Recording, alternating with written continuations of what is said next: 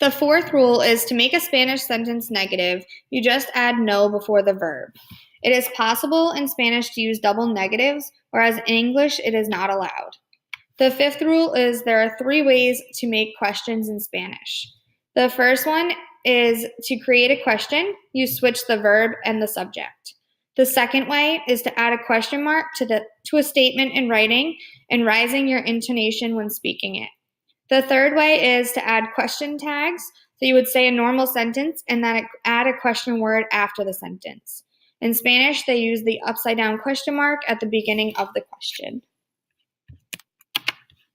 Semantics deals with the meaning of words. In the Spanish language, there are regionalisms, so words that are used in mainly a certain geographical area or country.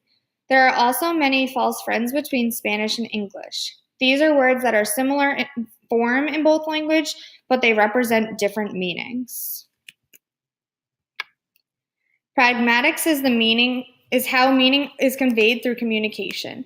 Conversations may be initiated on a personal note as a way of showing that they care.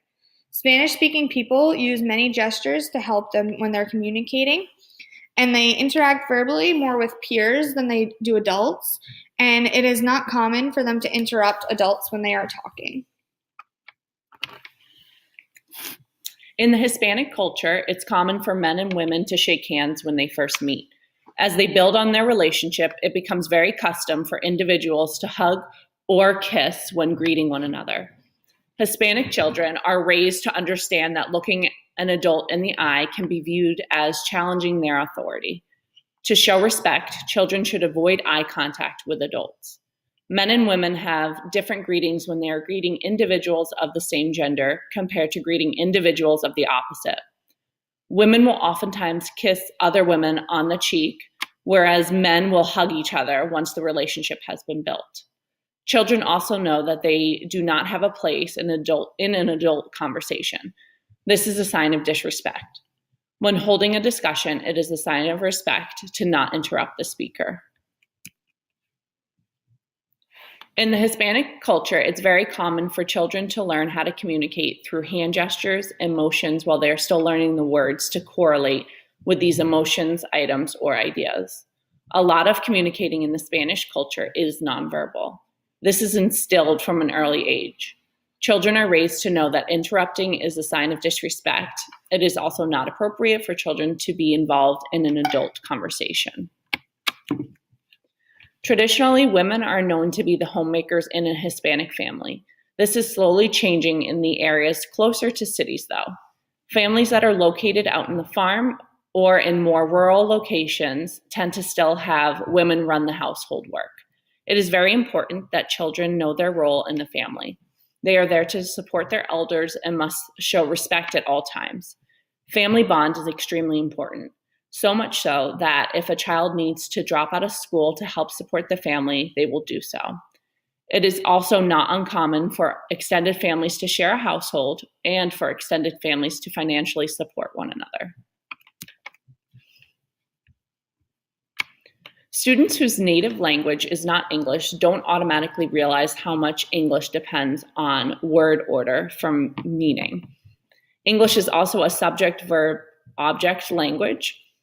It is important when teaching ELs that we take into account that English is not an easy language to master due to the intense amount of rules and structure.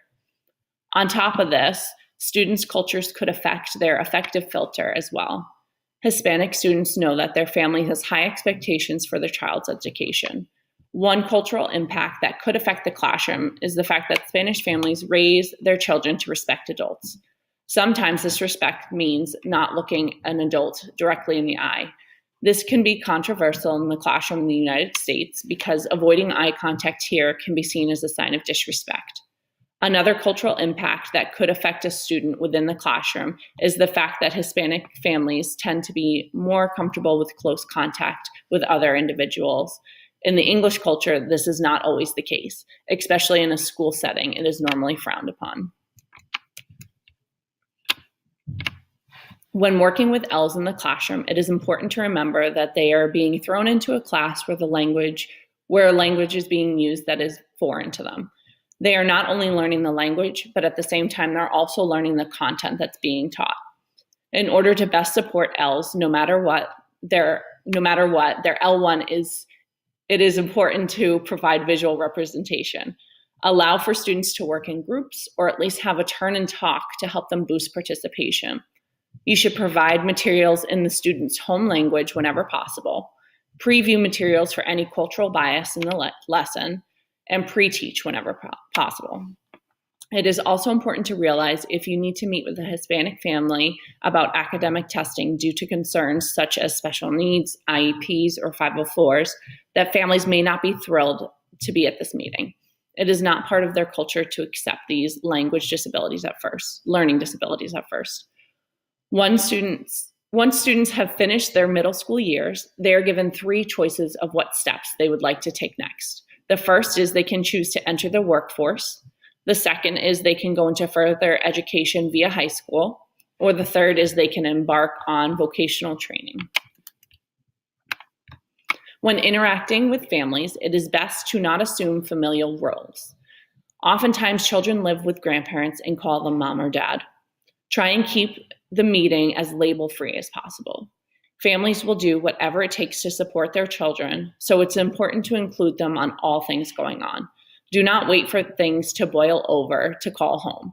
You should reach out to families at the first sign of a concern so that families feel they have a part in their child's education and so that they can also support this misbehavior at home. Understand that you may not see eye to eye at all times, but it's important to show the families how much you respect them.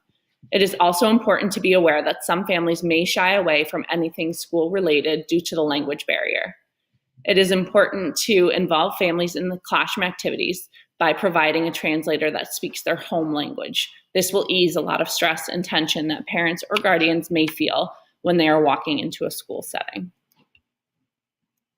Here is the list of some of our references that we used for the information on our project, and we hope you enjoyed learning about the Spanish language. Thanks.